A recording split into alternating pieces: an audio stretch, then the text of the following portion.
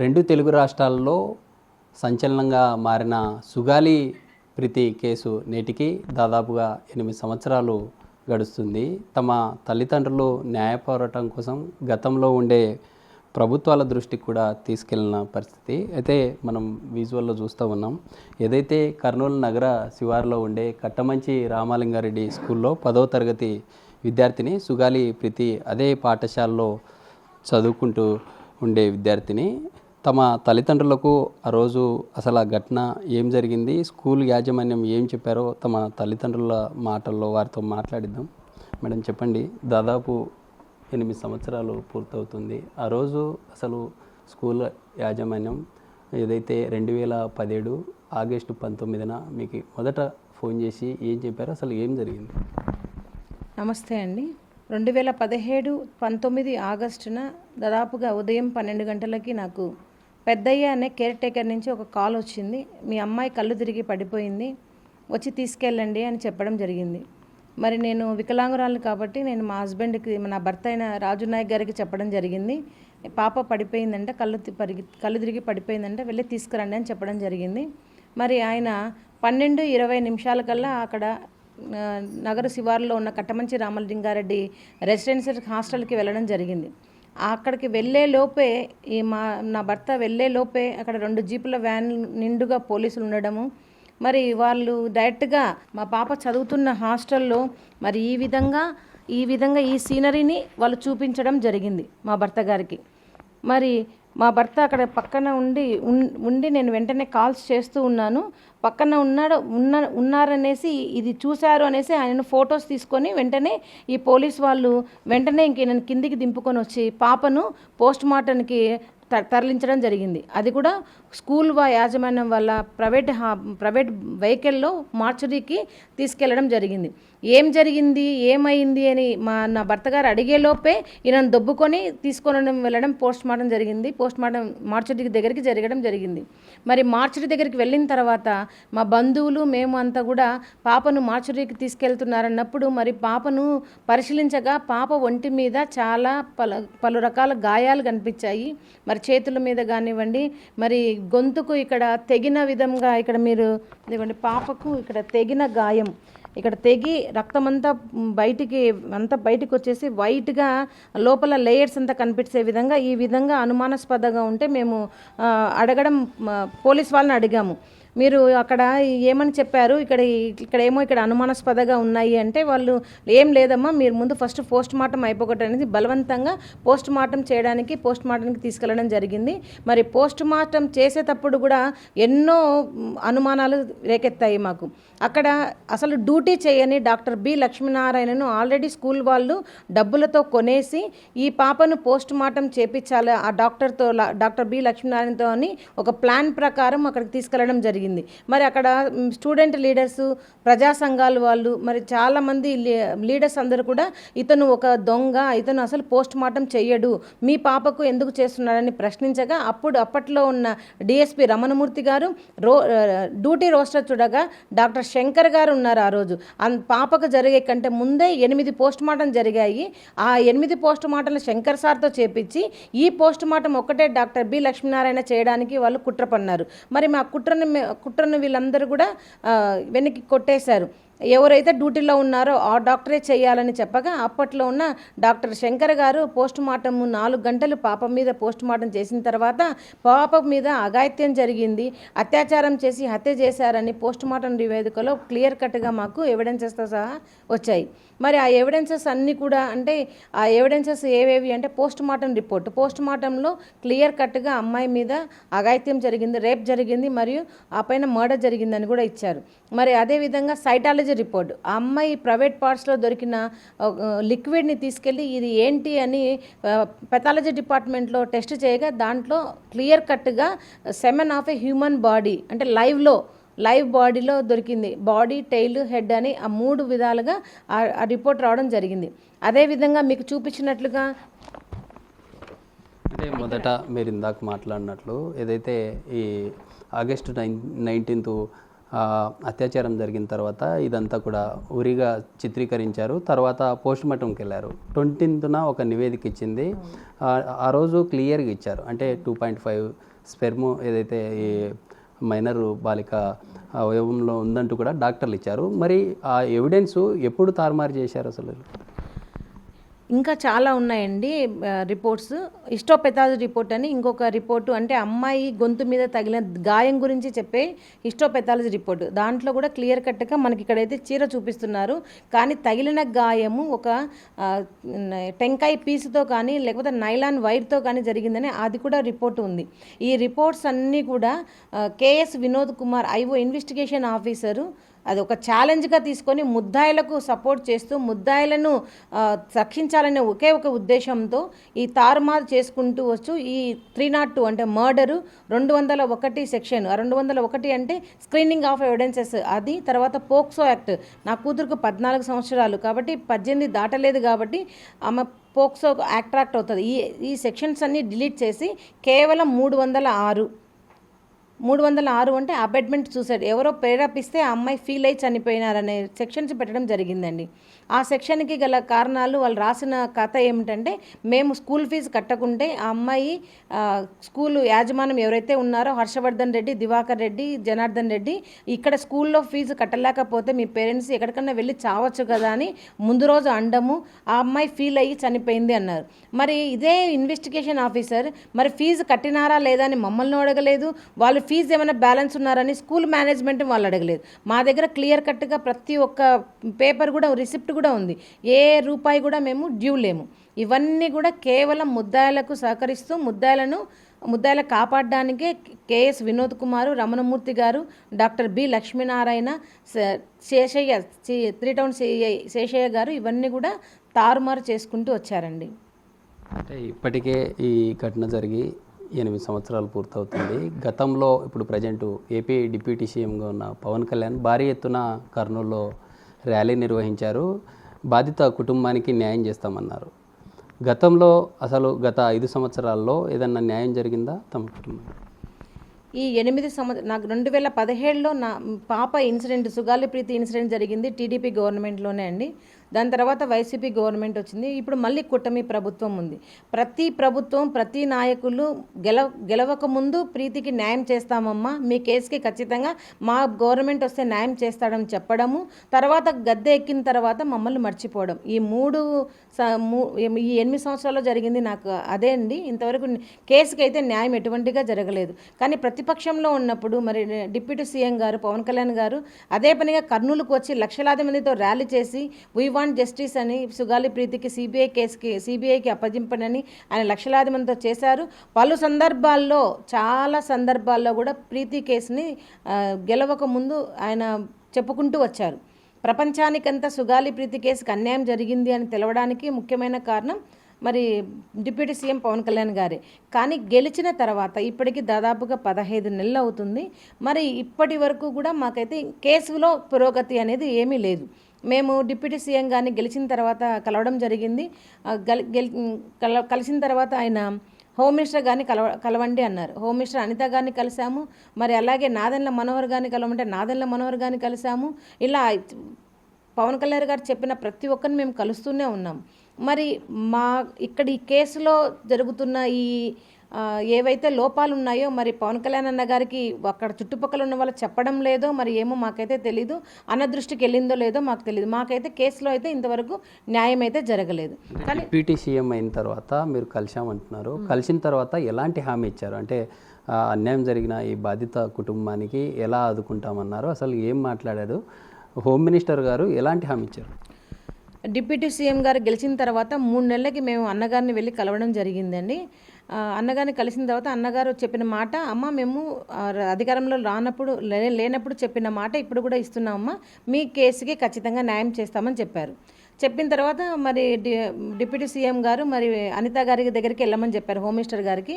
Home minister గారిని కూడా కలవడం జరిగింది. ఆవిడ కూడా మా ప్రభుత్వంలో ఖచ్చితంగా మీకు న్యాయం అయితే జరుగుతుందమ్మా అన్నారు.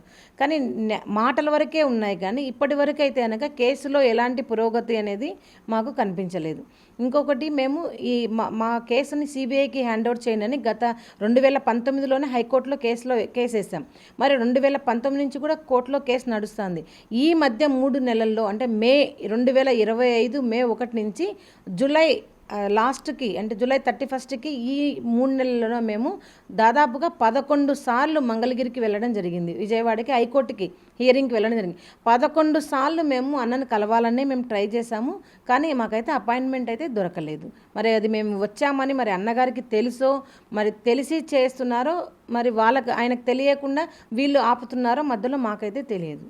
గత 5 సంవత్సరాల వైసీపీ హయాంలో వెళ్ళి ఏదైనా పార్టీ సంబంధించినటువంటి నేతలతో మాట్లాడడం ఏదైనా జరిగిందా? అంటే ఈ కట్టమంచి రామలింగారెడ్డి యాజమాన్యం ఎవరైతే ఉన్నారో అధికారంలో ఏ పార్టీ ఉంటే ఆ పార్టీలో జాయిన్ అవుతూ ఉన్నారు.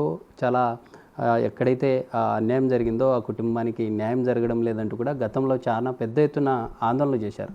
అంటే పార్టీలకు తెలిసి కూడా ఇలాంటి వారిని వెనకేసుకొని వస్తూ ఉన్నారు. అంటే ఎలాంటి పార్టీలకు మీరు ఏం చెప్పదలుచుకున్నారు? అది నేను వైసీపీ ప్రభుత్వం అని కాదండి, తెలుగుదేశం పార్టీ అయినా, మరి జనసేన పార్టీ అయినా, మరి ఈ ఏమంటారు వైసీపీ పార్టీ అయినా అందరికీ రాజకీయ పలుకుబడి ఉంది. ముద్దాయిలకి అన్ని రాజకీయ పార్టీలతో అండదండలు ఉన్నాయి. మరి అలాంటి వాళ్ళు ఎందుకు రాణిస్తున్నారో మీరు వాళ్ళని అడిగి తెలుసుకోవాలి. ముద్దాయిలను అసలు రక్షిస్తున్నారు. మినిస్టర్ లెవెల్లో ఉండి, ఎంపీ లెవెల్లో ఉండి, మరి ఎమ్మెల్యే లెవెల్లో ఉండి కూడా వాళ్ళ ముద్దాయిలను రక్షిస్తున్నారు. అంటే ఏమి లబ్ధి పొంది మరి వాళ్ళ గురించి రాణిస్తున్నారో తెలియదు. కానీ ఇదే కర్నూలులో మరి ముద్దాయిలకు అండదండలుగా మళ్ళీ ఎంపీలు ఉన్నారు, ఎమ్మెల్యేలు ఉన్నారు, మరి ఇన్ఛార్జీలు ఉన్నారు. ఆ పార్టీ ఈ పార్టీ అని కాదు, అన్ని పార్టీలకు ఆయన సపోర్ట్ ఉంది. అందుకే రాజకీయ పలుకుబడితో ఎవరికీ తెలియకుండా స్కూల్లో సీక్రెట్ బెడ్రూమ్ మెయింటైన్ చేస్తున్నారు. అది సాక్షాత్తు ఫ్యాక్ట్స్ ఫైండ్ కమిటీలో ఫొటోస్తో సహా రిపోర్ట్స్తో సహా ఇస్తే కూడా ఇప్పటి వరకు కూడా ఆ స్కూల్ మీద ఏ యాక్షన్ లేదంటే ఇంకెంతమంది సుగాలి ప్రీతి లాంటి పిల్లలు వాళ్ళ చేతిలో బలి కావాలనో ఈ రాజకీయ పార్టీ వాళ్ళే అండదండలు ఇస్తున్న ఈ రాజకీయ పార్టీ నేతలే చెప్పాలి. మరి నేను వైసీపీ గవర్నమెంట్లో కూడా మరి అన్నగారిని కలిసాము, జగన్మోహన్ రెడ్డి గారిని పాదయాత్రలోనే కలిసాము. ఆయన కూడా మాట ఇచ్చారు. మరి ప్రభుత్వంలోకి వచ్చిన తర్వాత మళ్ళీ మేము ఆయన కలవడం జరిగింది. కలిసిన తర్వాత మాకు ఏదైతే 2017లో యాజ్ పర్ చట్ట ప్రకారము ఎస్సీ ఎస్టీ అట్రాసిటీ ప్రకారం మాకు చట్టబద్ధతిలో రావాల్సిన ఏదైతే ఉన్నాయో అవి మాకు 2019 2021 జగన్మోహన్ రెడ్డి గారి ప్రభుత్వంలో మాకు రావడం జరిగింది. అది కూడా కొన్నే ఇచ్చారు. ఇంకా ప్రభుత్వం నుంచి మాకు చట్ట ప్రకారం రావాల్సినవి ఇంకా ఉన్నాయి, ఇంకా ఇంతవరకు రాలేదు. కానీ యాజ్ పర్ యాక్ట్ ప్రకారం వితిన్ 90 డేస్లో 90 రోజుల్లోనే అవన్నీ రావాలి. కానీ ఇప్పటి వరకు కూడా 8 సంవత్సరాలైనా కూడా ఫుల్ఫిల్గా మాకైతే కనుక అట్రాసిటీవి రాలేదు. అయితే కూడా మేము అవి కాకుండా మాకు కావాల్సిన ఒకటే ఒక డిమాండ్, సుగాలి ప్రీతికి అత్యాచారం చేసి హత్య చేసిన హంతకులకు శిక్షించాలి. అది ఏ విధంగా శిక్షించాలంటే ప్రియాంక రెడ్డి గారికి ప్రాణానికి ప్రాణం అని చెప్పట్లేదు. ఎందుకంటే ప్రాణానికి ప్రాణం అంటే ఇంకెవరు నిలబడరు. కానీ చట్టబద్ధంగా మేము అడుగుతున్నాము. వాళ్ళని తీసుకొచ్చి ఈరోజో రేపో డిప్యూటీ సీఎం గారి ఆఫీస్ ముందర చంపమనో లేకపోతే తెలుగుదేశం పార్టీ ఆఫీస్ ముందర చంపమనో మేము ఎక్కడ అడగట్లేదు.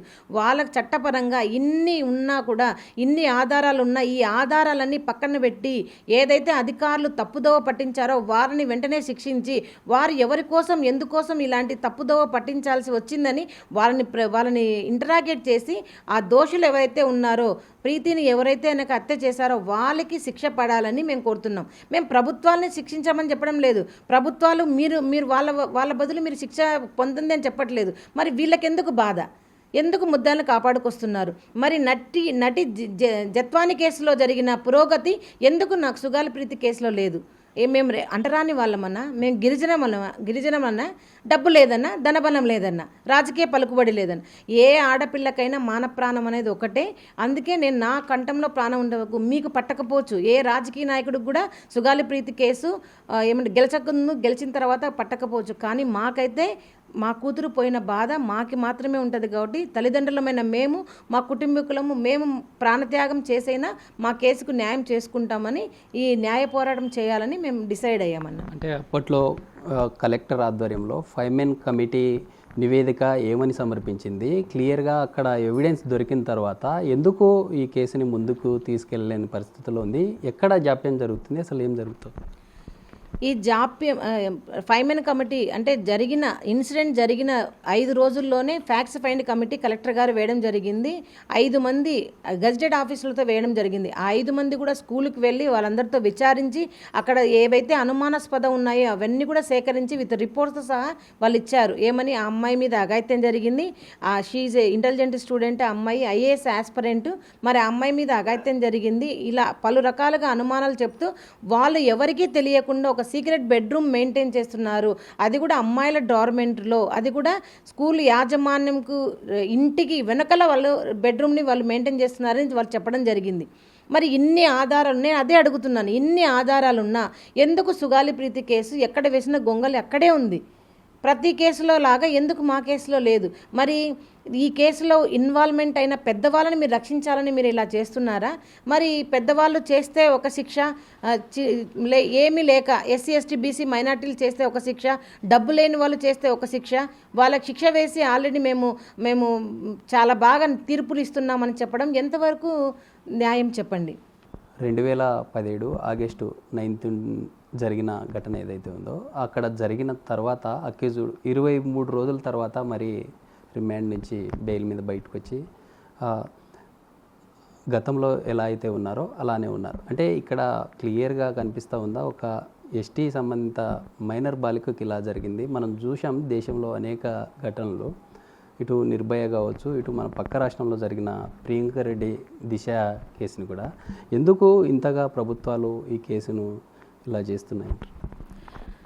ముఖ్యంగా ఇలా జరగడానికి కారణము నిజంగా మన అంటరానితనమే. మన గిరిజనులు కాబట్టే మేము గిరిజనులు కాబట్టే మాకు ఇలాంటి ఏమంటారు జడ్జిమెంట్స్ అంటే వస్తున్నాయి. ఎందుకంటే ఇప్పుడు ప్రియాంక రెడ్డి గారికి జరిగినది instant judgement.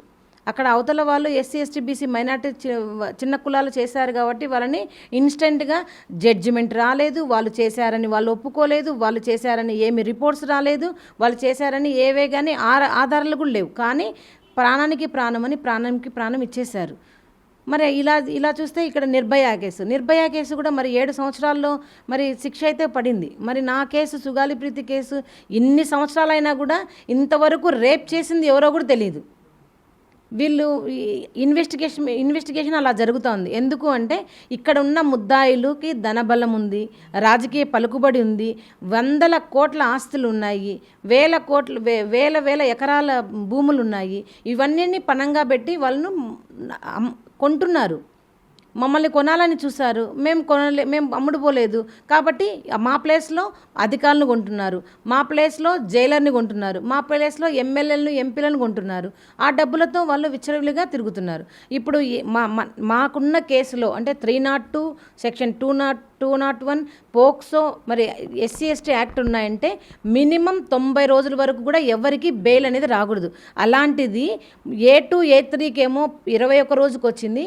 A1 main accuser అయిన జనార్దన్ రెడ్డికి వితిన్ 8 రోజుల్లోనే, మీరు క్లియర్గా వినొచ్చు, 8 రోజుల్లోనే వాళ్ళకి బెయిల్ వచ్చింది. ఎవరండి ఇలా ఇస్తారు?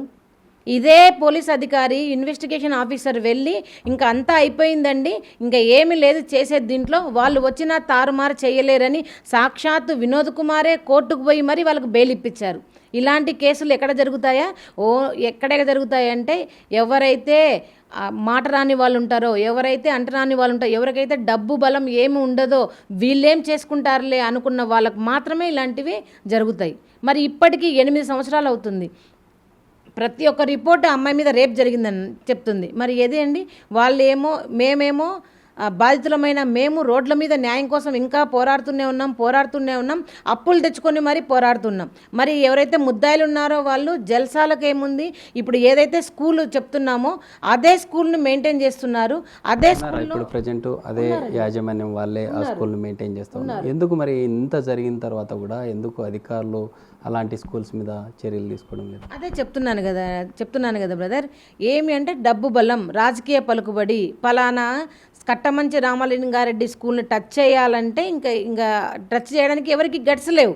ఎందుకంటే ఈరోజు ఒక సుగాలి ప్రీతి కాబట్టి రేపు ఎవరికి జరగకూడదనే ఉద్దేశంతో వికలాంగురాలైన నేనైనా నా కుటుంబం అయినా ఇంకొక అమ్మాయికి నా కూతురు గతి పట్టకూడదు అనే ఉద్దేశంతోనే మేము ఈ పోరాటం చేస్తాను. మాకు ఈ 8 సంవత్సరాల్లో పాప ఏమి లేచి వచ్చి అమ్మ అని గుంతలోంచి వచ్చేదేం కాదు, సమాధిలోంచి రాదు. కానీ ఇంకొక పిల్లకు నా కూతురుకు పట్టిన దుస్థితి ఏ తల్లిదండ్రులకు పట్టకూడదు అనేది నా ఉద్దేశం. మరి మీరు ఇప్పుడైనా వెళ్ళి చూడొచ్చు స్కూల్లో, మరి ఆ సీక్రెట్ బెడ్రూమ్ అనేది లేదు, ఇప్పుడు పగలగొట్టేశారు. కేసు నడుస్తుండగా ఎవరే కానీ సీన్ ఆఫ్ అఫెన్స్ని డిస్టర్బ్ చేయకూడదని రాజ్యాంగంలో రాసింది. కానీ రాజ్యాంగాన్ని తిరగరాస్తారు కట్టమంచి రామలింగారెడ్డి రెసిడెన్షియల్ స్కూల్ వాళ్ళు. అంటే ముద్దాయిలు ఎంత స్థాయిలో ఉన్నారో చూడండి, ఆలోచించండి. మరి ఎవ్వరికి ఏ స్కూలుకు లేని రూల్స్ ఆ స్కూల్కు ఉన్నాయి, ఏ స్కూలుకు లేని విధంగా ఆ స్కూల్స్లో బెడ్రూమ్స్ ఉన్నాయి, ఏ స్కూలుకు లేని విధంగా రూల్స్ లేని విధంగా ఆ స్కూల్లో ఇప్పటికి కూడా స్కూల్లో కృతంగా హోటల్ మెయింటైన్ చేస్తున్నారు. ఎలాంటి పర్మిషన్ ఇస్తారు? ఎవరు ఇస్తారు అలా పర్మిషన్? వాళ్ళకి డబ్బు ఉంది, విసిరేస్తున్నారు, డబ్బుతో కొంటున్నారు. కానీ న్యాయాన్ని కొనలేరని నిరూపించడానికే మేము ఇంతవరకు కూడా ఇంకా పోరాటం చేస్తున్నాము. 2017 ఆగస్టు 19 ప్రీతి ఈ విధంగా అత్యాచారం చేసిన తర్వాత హత్యగా చిత్రీకరించి జరిగింది. మేడం, అంటే మిమ్మల్ని బాధ పెట్టాలనే ఉద్దేశం కాదు, దానికంటే ముందు ప్రీతి మీతో ఏం మాట్లాడారు, అంటే ఏం షేర్ చేసుకున్నారు? నా ప్రీతి లాస్ట్గా నాతో మాట్లాడింది ఆగస్టు 17 సుమారుగా 3 గంటలకు 3-3:30 మధ్యలో మాట్లాడిందండి. ఏమ్మా బాగున్నారా అని అడిగింది. అమ్మ బాగున్నానరా చెప్పురా అంటే ఏదో చాలా డల్గా మాట్లాడింది ఆ రోజు. ఏమ్మా ఇంత డల్గా మాట్లాడుతున్నావు అంటే అమ్మ నాకు ఈ ట్యాబ్లెట్ వేశారు అని చెప్పింది. మామూలుగా స్కూల్స్లో మామూలుగా ఆల్బెండజోల్ కానీ కడుపు నొప్పి ట్యాబ్లెట్స్ కానీ అలా వేస్తారా అనుకున్నాను. అమ్మ పదే నన్ను అడిగిన ప్రశ్న ఒకటే, ఏమంటే అమ్మ నువ్వు ఎప్పుడు వస్తావు అని అడిగింది. అమ్మ నేను సండే వస్తానురా, ఇంకా 2 డేసే కదా ఉండేది, నీకు చికెన్ చపాతి ఇష్టం కదా తీసుకొని వస్తానని చెప్పడం జరిగింది. మరి ఆ పాపం మాట్లాడుతుండగానే ఎవరో ఫోన్ బలవంతంగా కట్ చేశారు. అలా కట్ చేసిన తర్వాత మరుసటి రోజు మా అక్క అక్కడ స్కూల్కి పోయే దారిలోనే గోశాల ఉంది, అక్కడ గోశాలకు వెళ్తున్నానంటే అమ్మ నిన్న ప్రీతి ఫోన్ చేసింది, ఒకసారి స్నాక్స్ తీసుకెళ్ళండి అని చెప్పడం జరిగింది. ఆ రోజు 6:30 వరకు, అంటే ఆగస్టు 18వ తేదీ 6:30 వరకు మాట్లాడింది. తర్వాత అవే చివరి మాటలు. ఆ రోజు కూడా మా అక్కకి ఏదో చెప్పబోతుంటే ఆ వార్డెన్ హరిత ఆపింది చెప్పకుండా. అలా ఆ అమ్మాయి ఏదో చెప్పబోతుంది, అక్కడ స్కూల్లో ఏదో జరుగుతుంది హాస్టల్లోని చెప్పబోయేలోపు మా అక్కను కూడా పదే అడగడం జరిగింది. అమ్మ వాళ్ళు ఎప్పుడు వస్తారు, పెద్దమ్మ అమ్మ వాళ్ళు ఎప్పుడు సండే వస్తారా అని. ఒకే ఒక రోజు అడ్డం ఉంది.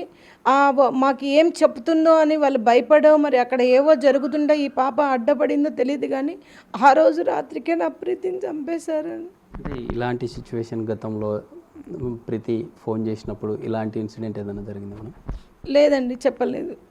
వాళ్ళు ఆ స్కూల్ వాళ్ళు తర్వాత మాకు తెలిసిన నిజాలు ఏమంటే ఆ స్కూల్ వాళ్ళు ఓన్లీ 10th క్లాస్ అమ్మాయిలను అక్కడ చదువుకుంటున్న ఏమంటే అక్కడ పనిచేసే వాళ్ళను వాళ్ళ సెల్ఫిష్ కోసము అమ్మాయిలను యూజ్ చేసుకుంటున్నారని తెలిసింది. మరి నా కూతురు మాత్రమే కాదు, అంతకంటే గతంలో 6-7 మంది సేమ్ 10th క్లాస్ అమ్మాయిలే డిస్కంటిన్యూ అయిపోయారు. తర్వాత వాళ్ళు కనపరాని లోకాలకు వెళ్ళారు. కాకపోతే వాళ్ళు చాకచక్యంగా ఏం చేస్తున్నారంటే ఏ తల్లిదండ్రులకైనా వాళ్ళు వల వేస్తున్నారు. డబ్బు అనే ఒక వల వేసి దాన్ని ఏమంటారు ఆత్మహత్య అని నిరూపించడానికి ట్రై చేస్తున్నారు. కానీ మేము అది నమ్మక ఆ పోస్ట్ మార్టంలో బయటపడ్డాయి కాబట్టి ఇవన్నీ బయటకు వచ్చాయి. కానీ లేకుంటే కనుక అందరి తల్లిదండ్రుల పాతి మేము కూడా సైలెంట్గా ఉండాల్సిన పరిస్థితి వచ్చేది. ఫైనల్గా ఈ దాదాపు 8 years గడుస్తూ ఉంది.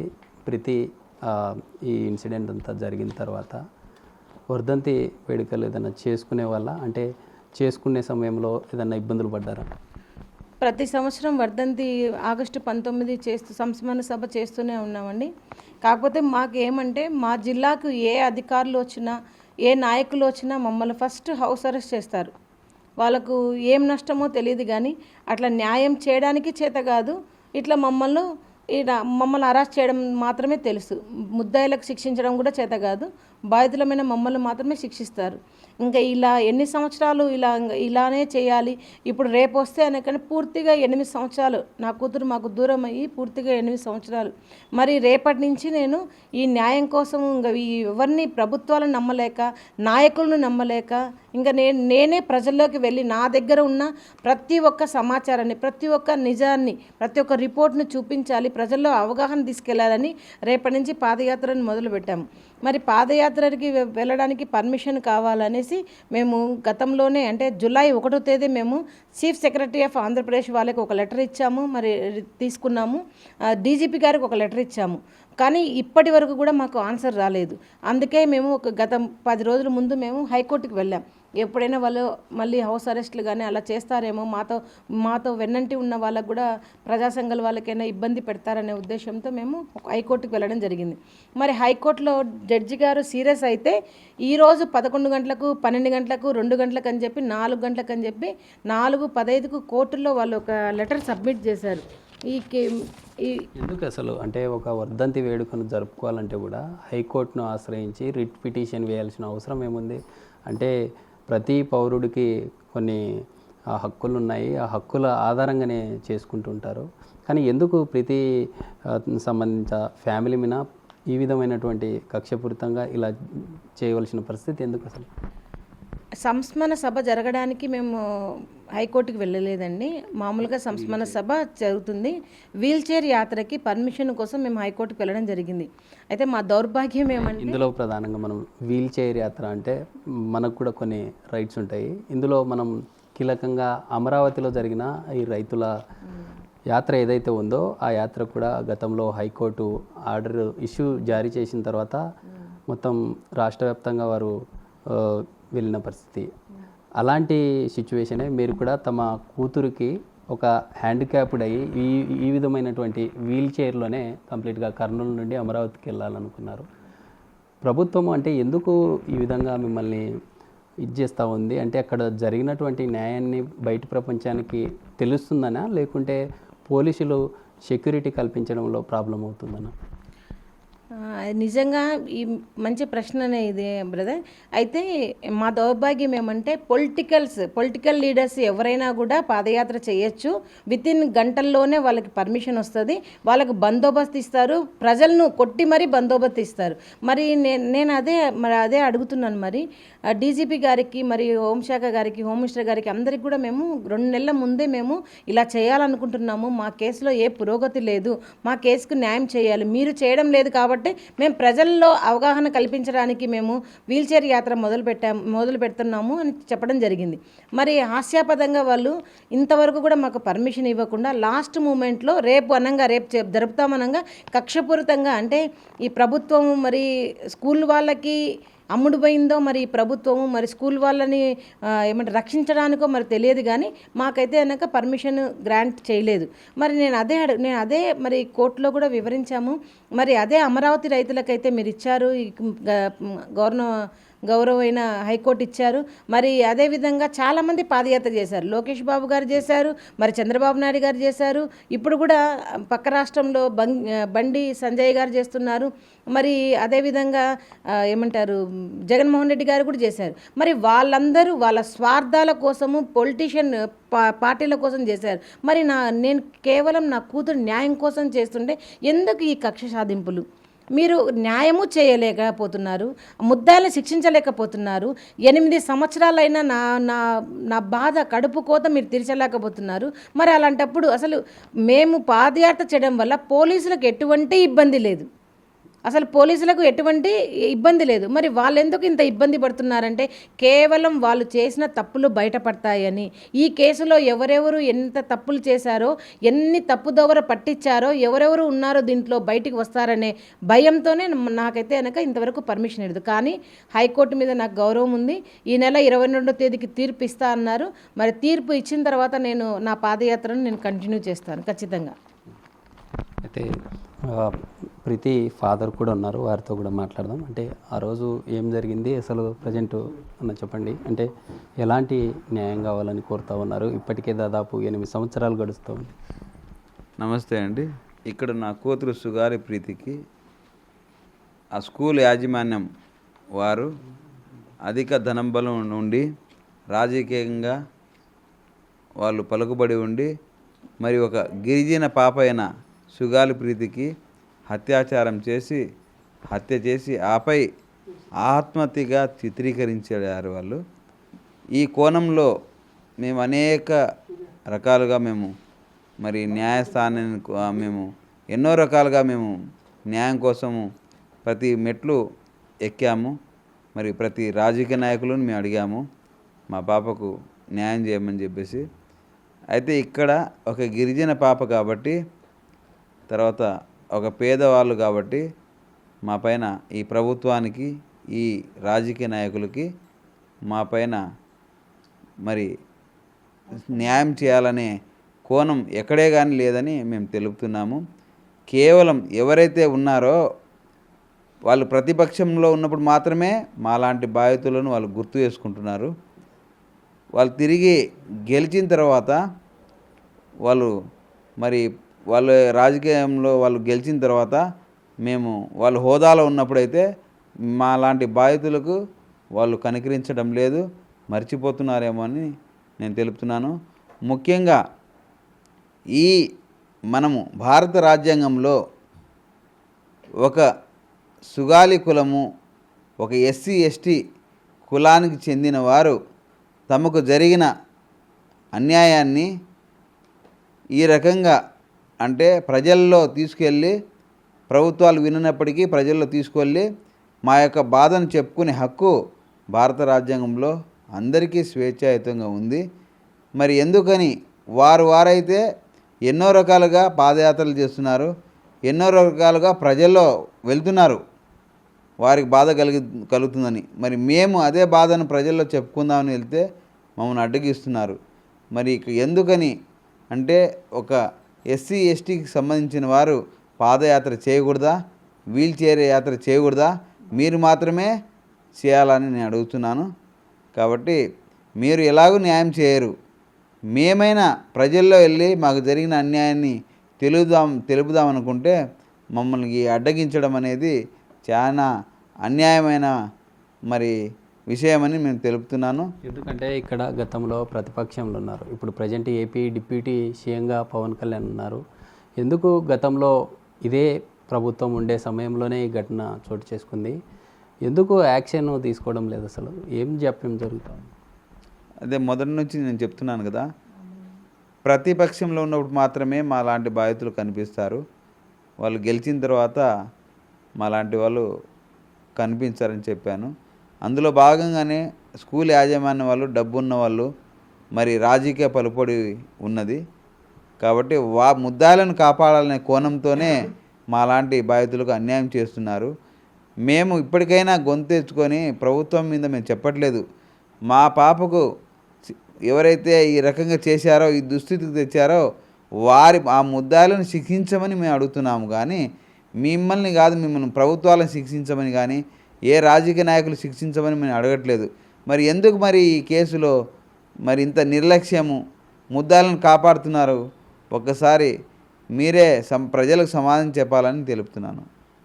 ఈ ఘటన జరిగిన తర్వాత అంటే రాజకీయంగా కావచ్చు, ఇటు స్కూల్ సంబంధిత యాజమాన్యం నుండి ఎలాంటి ప్రెజర్స్ వచ్చాయి? అంటే ఘటన జరిగిన తర్వాత నుండి ఎలాంటి కోణాలు చూసి మా పాపకు చంపడమే కాకుండా కేసును వాపసు తీసుకోమని చెప్పేసి ఈ ముద్దాలైన బంధువులు, మొదట వాళ్ళ బంధువుల నుంచి మాకు చాలా ఒత్తిడి తీసుకొచ్చారు. అది వినకపోగా మా ఇంట్లో దొంగతనం దాడి చేయించి, లూటీ చేయించి అనేక విలువైన సామాన్లు తీసుకెళ్ళారు. దాని తర్వాత మేము చిత్రహింసలుగా పడేటట్టు అనేక విధాలుగా క్యారెక్టర్ మానసికంగా మమ్మల్ని దెబ్బతీశారు. అలాగే ప్రతి క్షణము మేము ఏ మినిస్టర్ కానీ, ఏ ఎమ్మెల్యే కానీ కర్నూలుకి వస్తే మా గోడును చెప్దాం అనుకుంటే మమ్మల్ని హౌస్ అరెస్ట్ చేసి చాలా ఇబ్బందికి గురి చేసేవాళ్ళు. ఇప్పటికీ కూడా మేము వీల్ చైర్ యాత్ర చేయబోతుంటే ఈ ప్రభుత్వం వారు మమ్మల్ని యాత్ర చేయనీయకుండా అడుగున ఆపేసి మరి యాత్ర చేయకుండా జరిపిస్తున్నారండి. అంటే కోర్టు ఆర్డర్స్ జారీ చేసిన తర్వాత ఎలా ప్లాన్ చేసుకున్నారు ఈ వీల్ చైర్ యాత్రను? అంటే మీ వైఫ్ హ్యాండిక్యాప్డ్, అంటే కర్నూలు నుండి నేరుగా అమరావతికి ఇదే వీల్ చైర్లోనే తీసుకెళ్ళాలనుకుంటున్నారు? అంటే ఏం ట్రై చేయాలనుకుంటారు ప్రధానంగా? ఈ యాత్ర యొక్క ఉద్దేశం ఏంటి అసలు? మేము అనేక విధాలుగా మా పాపకు అత్యాచారము మరి హత్య చేశారని చెప్పేసి ఇందాక మా భార్య చెప్పినట్టుగా ప్రతి ఎవిడెన్స్ చెప్తున్నాయి. ఫోరెన్సిక్ రిపోర్ట్లో, మరి హిస్టోపైథాల్ రిపోర్ట్లో అన్నీ కూడా పాపకు అత్యాచారం చేసి హత్య చేసినారని క్లియర్గా ఉంది. అయితే వాటిని తప్పుదోవ పట్టించడానికి అప్పటి దర్యాప్తు అధికారులు అన్యాయం చేశారు కేసును. కాబట్టి మేమే అడుగుతున్నామంటే మా పాపకు అన్యాయం చేసిన ప్రతి దర్యాప్తు అధికారులను శిక్షించండి, వారిని కూడా ముద్దాయిల జాబితాలో చేర్చి ఎందుకు ఈ రకంగా చేశారో ఆ నిజాన్ని బయటకు తీయండి అని చెప్పేసి మేము అడుగుతున్నాం. ఇది మొత్తంగా చూస్తున్నాం కదా, ఈ ఫ్యామిలీ అంతా కూడా దాదాపు 8 సంవత్సరాలుగా తమ కూతురు సుగాలి ప్రీతి ఘటన జరిగినప్పటి నుండి కూడా కలవని నేతలంటూ లేరు. ఇటు అధికార ప్రతిపక్ష పార్టీల నేతలను కలుస్తూ ఉన్నారు. తమ తల్లి ఆవేదన అంతా ఒకటే, ఒక ఆడపడుచుకు రానున్న రోజుల్లో ఇలాంటి ఘటన చోటు చేసుకోకూడదు. మనం చూస్తున్నాం విజువల్లో సుగాలి ప్రీతి అమ్మాయి 2017 ఆగస్టు 19న ఎవరైతే విద్యాబుద్ధులు నేర్పే యాజమాన్యం కావచ్చు, ఉపాధ్యులు కావచ్చు, వారి కామానికి హద్దులు లేకుండా పోయింది అనడానికి ఒక ఉదాహరణగా మనం చెప్పొచ్చు. అంటే ఇలాంటి ఘటనలు దేశంలో అనేక చోట్ల జరుగుతూ ఉన్నాయి. కేవలం సుగాలి ప్రీతి ఒక దళిత కులానికి చెందిన మైనర్ అమ్మాయి కావడం వల్లే ఈ కేసును ఈ విధంగా తీసుకెళ్తున్నారంటూ తమ తల్లిదండ్రులు ఆవేదన వ్యక్తం చేస్తున్నారు. అయితే గతంలో ప్రతిపక్షంలో ఉన్న డిప్యూటీ సీఎం పవన్ కళ్యాణ్ కూడా ఈ కుటుంబాన్ని ఆదుకుంటామంటూ అనేక రకాల హామీలు ఇచ్చారు. ఇప్పటికైనా కనీసం తమ జరిగిన అన్యాయాన్ని పరిష్కరించాలంటూ కోరుతున్నటువంటి పరిస్థితి. ఎందుకంటే గతంలో ఇలాంటి ఈ కేసు విషయంలో అనేక రకాలుగా తమను ఇబ్బందులకు గురి చేశారు. ఇప్పుడు కూడా ప్రజెంట్ 8 సంవత్సరాలు గడుస్తున్నా కేసు విషయంలో పురోగతి లేకపోవడంతోనే వీల్ చైర్ యాత్ర, ఒక తల్లి హ్యాండిక్యాప్డ్ కావడంతో ఇక్కడి నుండి నేరుగా అమరావతికి వెళ్ళే విధంగా కూడా ప్లాన్ చేసుకున్నారు. ప్లాన్ తగినట్లుగా కూడా ఇప్పటికే పోలీసులకు ఇక్కడి నుండి అమరావతి వెళ్ళడానికి అనుమతి కోసం కోరితే ఈరోజు జరిగిన ఈ హైకోర్టు హియరింగ్లో ప్రధానంగా మేము సెక్యూరిటీ ఇవ్వలేమంటూ కూడా చెప్పినట్లుగా తెలుస్తూ ఉంది. అయితే రానున్న రోజుల్లో ఖచ్చితంగా హైకోర్టు ఆదేశాలతో రానున్న రోజుల్లో ఖచ్చితంగా తమ కూతురుకు జరిగిన అన్యాయాన్ని వీల్ చైర్ యాత్ర ద్వారా బయటి ప్రపంచానికి తెలియజేస్తాము. ఇప్పటికైనా జరిగిన ఘటనలో నిందితులుగా ఉన్నటువంటి వారు విదేశాల్లో కావచ్చు, ఇటు తమ స్కూళ్లను నడుపుతూ ఇంకా విలాసాలకు పాల్పడుతున్నారు. ఇప్పటికైనా అలాంటి వారిపై చర్యలు తీసుకోవాలంటూ కూడా తల్లిదండ్రులు వేడుకుంటున్న పరిస్థితి. వీడియో జర్నలిస్ట్ రాజుతో శ్రీరామ్, బిగ్ టీవీ, కర్నూలు జిల్లా.